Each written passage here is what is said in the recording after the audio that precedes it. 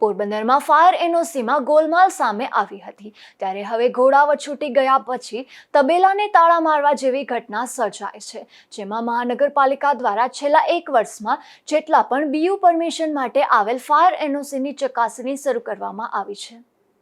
પોરબંદર શહેરમાં તાજેતરમાં પેરેડાઇઝ સિનેમામાં ફાયર એનઓસી નકલી હોવાનું સામે આવ્યું હતું ત્યારે આ ઘટના બાદ પોરબંદર મહાનગરપાલિકા દ્વારા છેલ્લા 1 વર્ષમાં મહાનગરપાલિકાના બાંધકામ વિભાગમાં બીયુ પરમિશન માટે રજૂ થયેલ ફાયર એનઓસીની ચકાસણી કરવા માટેના આદેશ આપવામાં આવ્યા છે। આ ફાયર એનઓસીની ચકાસણી પોરબંદરના ફાયર વિભાગ તેમજ રાજકોટ રિજિયોનલ ઓફિસ ખાતે કરવામાં આવશે।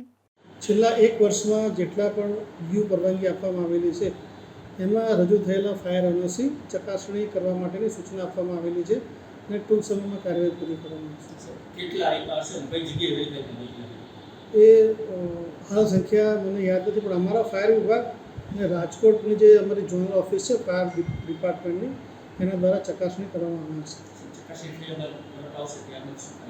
ચકાસણી થયા બાદ જે ફાયર એનઓસી બોગસ જણાયેલા હશે એમાં આગળ કાર્યવાહી નિયમોસર કરવામાં આવશે।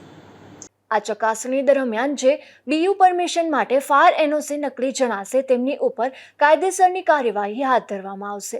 અશોક થાનકી, ગુજરાત ન્યૂઝ, પોરબંદર।